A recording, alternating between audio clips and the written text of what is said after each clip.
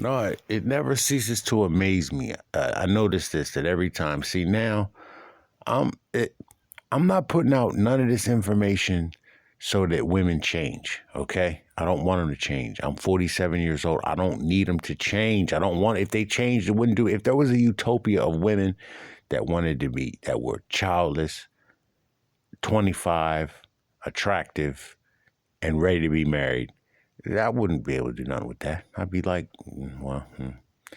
I might would lie to a couple of them and tell them I wanted what they wanted, so that they could, give me what they've got and I could move on. I might would do that once or twice, but I don't have the desire even to do that. But no, I frequent diners a lot. I don't cook, so every meal I eat is somebody else making it. And I'm paying extra for it, probably. Yeah, ain't no probably, but yeah. So yeah, I'm at this diner. It's me and these two other guys. And this woman, waitressing, still in her 50s, and still waitressing in her 50s, right?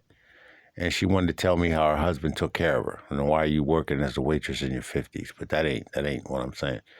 Why is it always the sole woman in the group discussion? It's really not a group discussion. It's just me talking and them just listening. Like, damn, I can't believe he knows this much. Or who knows what they're saying? The woman's probably saying this dude's a fool. I might would have slept with him if he didn't open his mouth, because I know how to dry you up and have your panties come right up. Your panties was down around your ankles, and now you pulling them up because I done said some things to dry you up. That's fine. I'm 47. I don't care, okay? But it's basically I want the guys to know the female nature for what it is so that they can see it and really choose not to deal with y'all. It's like because I remember every time when I was out here dating or trying to date, when things were going good, then I would hear, I figured you out already. That's the kiss of death. The kiss of death. You're not coming back from that. And I figured these women out years ago, but people wanted to tell me I was wrong and talking to women about, y'all really one trick ponies, man. Y'all got one trump card to play. The case is evident where uh, if a woman likes a guy, she, does that with him.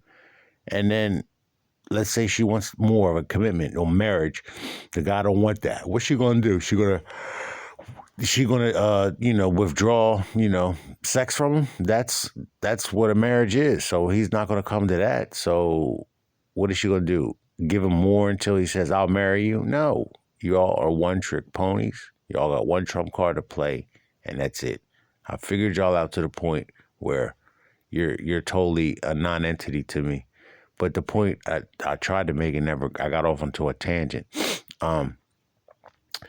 There's always the sole woman in the group that wants to tell me, yeah, I hear what you're saying, but not all women are like that. I'm not like that.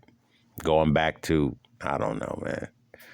Just trying to deceive you. See, part of their thing is deception, is to get you thinking that there are women out there that aren't created by God to act a certain way. Yeah, okay, whatever. So I'm not buying that.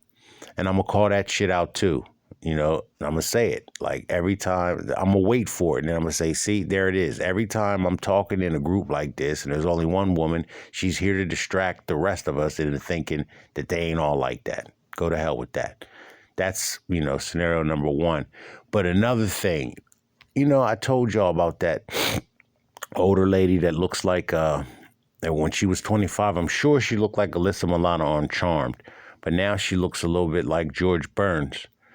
And she's 81, and she wants to give me some. It's been obvious. It's clear to me. She ain't said it, but she let me know that she used to go to Jamaica and she hooked up with this dude down there who was illiterate because she got a bookstore. And I was like, well, why don't you? The guy's name was Ted. Why don't you get Ted to do some shit for you here? And she was like, well, he lives in Jamaica and he can't read. So basically, what they do is, they go down to Jamaica. They do that sex tourism that they shame us for. If we go to Thailand, they go to some other third world country and get some dude that's poor and, sleep with him and help him out in life. And like one day I went into the store and she was on the phone with him and they was video chatting so I could see what he looked like, I guess. So she could say, yeah, I sleep with black guys. But, that's the point, that women do things like men do things. They hire people that they want to, and then when they realize that person's not attracted to them, they find a way to phase them out. We had a falling out about kind of like, and we both were wrong now that I talked to other people, but it was more like she thought because she was paying me, she could work me how she wanted to work me. No, no. You're going to work me when it's convenient for me. Because when I first started doing this, I wasn't working the kind of hours I'm working now and making the kind of money I'm making now. So that $25 she used to give me doesn't mean shit to me now. But she's basically not calling me as much as she used to call me because she knows at the end of the day, end of the rainbow, that I'm not pining to have sex with her. She's 81 years old. Even though I'm a conservative guy, there's other ways of doing the two positions that I like. I like it ankles to ears. And I don't think at 81 years old, she's able to go ankles to ears. And plus, she doesn't cook. You heard me saying I'm going to diners all the time. So what is there to get? What is there for me to gain out of sleeping with an 81-year-old woman who ain't going to cook for me?